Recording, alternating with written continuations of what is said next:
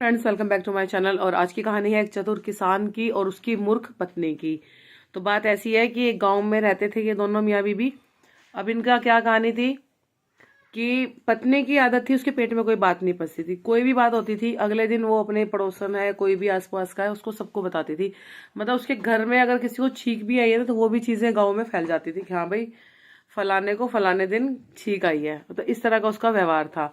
तो अब इस साल क्या हुआ, उनकी जो खेती है वो सही से नहीं हुई, फसल उनकी सही से नहीं हुई और उनके घर में अब खाने के भी लाले पड़ गए। अब वो पति परेशान कि अब मैं क्या करूं, अब कैसे गुजारा चलेगा घर का।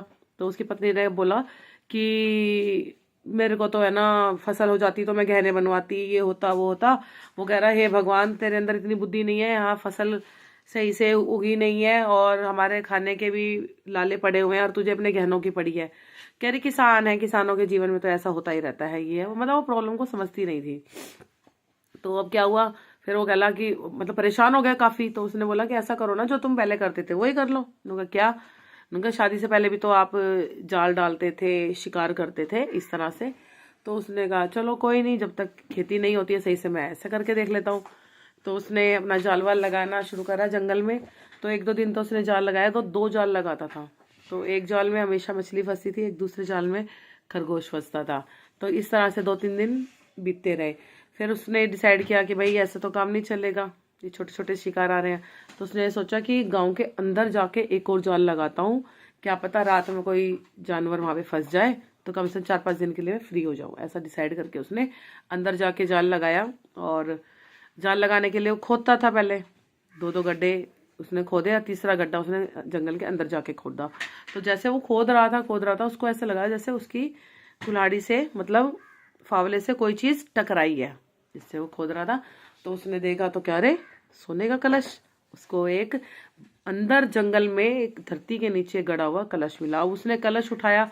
अब उसने ये सोचा कि भैया, ये अगर ये कलश मैं अपने साथ ले गया तो इसकी पत्नी पूरे गांव में सबको बता देगी और यहाँ तक कि मुखिया तक को भी पता लग जाएगा और मुखिया फिर हमको घर से बाहर निकाल देगा और हमारा जो सोने का कलश है वो हमसे छीन लेगा, क्योंकि वो लालची था। जो उस गांव का मुखिया था वो लालची था।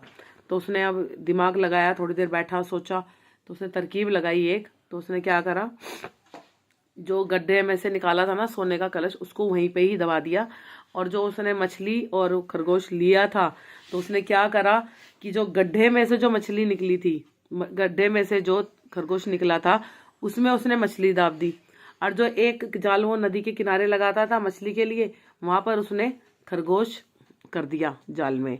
अब वो वापस अपने घर गया। उसने घर से अपनी पत्नी से बोला कि मुझे बहुत तेज भूख लगी, रोटी दो। उसकी पत्नी ने बोली आज चावल खा लो, कल रोटी खा लेना। उसके पति ने बोला क्यों, क्या तुमने चावल बना लिए हैं? तो कहती है हाँ, मैंने आज चावल बना लिया, कल तुम रोटी, आज तुम चावल खा लो, कल रोटी खा लेना। उसने बोला नहीं, मैं आज रोटी खाऊंगा, चावल कल खाऊंगा, जाके रोटी बनाओ। तब उसने रोटी बनाई। कह रही हो भगवान, ये तो परेशान कर रहे हैं। तो फिर उसने बैठी और रोटी वोटी बनाई उसने। तो उसने क्या चालबाजी करी कि हर एक रोटी में से एक टुकड़ा खाया और उस रोटी को जितने वो उधर देखती है छुपा ली। फिर उसने रोटी मांगी। वो कह रही आज क्या बात, तुम तो बहुत रोटी खा रहे हो, आज 6-7 रोटी खा ली तुमने।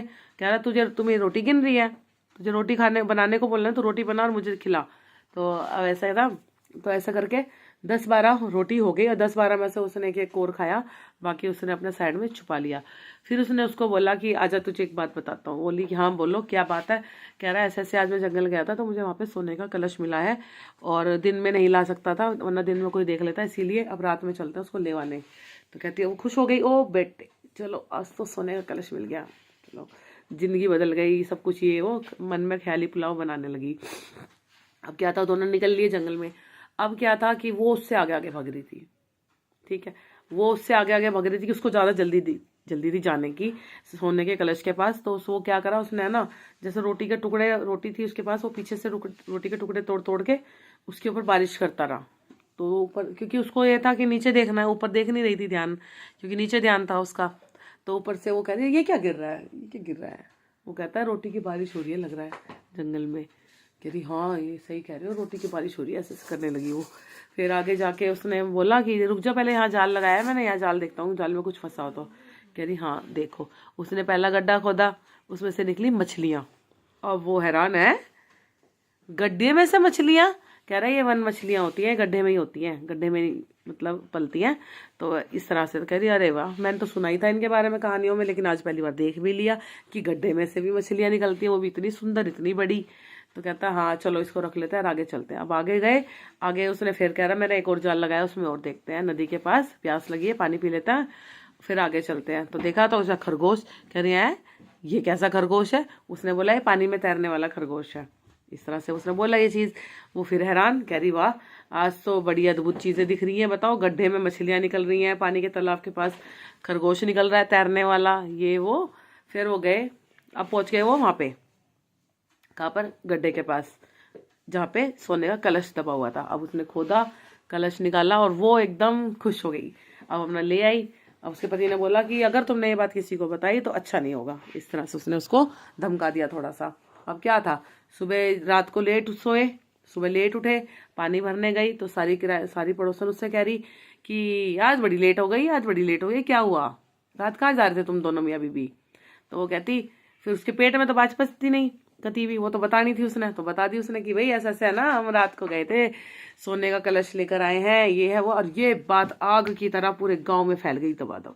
और ये बात जैसे पहुंची सरपंच के पास, मुखिया के पास, उसने बुलाया उसको, उन्होंने कहा बुलाओ उसको। अब वो कहता है कि हाँ भाई सोने का कलश लाया, तेरी इतनी हिम्मत, तू हमारे गांव में रह के हमारे जंगल से तू उसका सोने का कलश ले आया और अपने पास रख लिया, लेकर आ उसको। फिर वो हंसने लगा, कह रहा नहीं मालिक ऐसी तो कोई बात नहीं है, आपको किसने कह दिया? कह रहा किसने कह दिया, तेरी पत्नी पूरे गांव में ढिंढोरा पीट रही है कि तेरे को सोने का कलश मिला है, तेरे को सोने का कलश मिला है, निकाल। तो कहता है, फिर वो और जोर से हंसने लगा, कह रहा है भगवान आप भी उस मूर्ख की बातों में आ गए, वो तो वैसे ही किसी वो तो उसको तो बस बातें बनाने से मतलब है, कभी कुछ कहती है कभी कुछ कहती है। कह रहा क्यों, क्या हो गया? कह रहा कि बस पता नहीं, कल कह रही है आपके घर में भूत है, आपके घर में भूत है। कह रहा मेरे घर में भूत है, ऐसे कैसे? तो उसने बताया कि ऐसा करो इसकी पत्नी को बुलाओ, इसकी पत्नी से पूछते हैं, वो सारी बातें बताएगी। तो अब क्या था, उसकी पत्नी को बुलाया गया। उसकी पत्नी ने बोला कि हाँ ये बात सच है कि हमें सोने का कलश मिला है। नुका कैसे कैसे मिला है बता। नुका जी पहले हम यहाँ से रोटी वोटी खा के गए, रास्ते में रोटियों की बारिश हो रही थी, फिर पहले हमने देखा कि गड्ढे में मछली निकली है, फिर दूसरे हमने नदी के तालाब में देखा एक खरगोश मिला है हमें तैरता हुआ। उसने ये चीज बोली। कह रही फिर हम अपना सोने का कलश लेके आ रहे थे, और जब हम लेके आ रहे थे तो आपके घर से आवाज आ रही थी जैसे आपके घर में कोई भूत घुस गया है। फिर भाई उसको ये लगा कि भैया ये तो बिल्कुल ही पागल दी है। उसने फिर उसकी बात पे विश्वास नहीं करा, उसको जाने दिया। और जो उसकी किसान की जो तरकीब थी वो काम आई, क्योंकि अब उसकी पत्नी की ये वाली बात भी सब जगह फैल गई थी कि रोटी बरस रही है, गड्ढे में से मछलियां निकल रही हैं, तालाब में से खरगोश निकल रहे हैं। तो किसी ने भी उसकी बात पर विश्वास नहीं करा, और ऐसे ही किसान की चतुराई काम आई, और उसने धीरे धीरे उस सोने के कलश के पैसों को अपने यूज के लिए इस्तेमाल, मतलब धीरे धीरे निकालता रहा। ऐसा भी नहीं कि सारा एकदम ही निकाल लिया कि लोगों को शक हो जाए कि इसके पास अचानक से धन कहाँ से आ गया। तो ये बहुत प्यारी कहानी है और वो थोड़ी मज़ेदार भी है। तो thank you so much for watching my channel and my stories. जय श्री राम।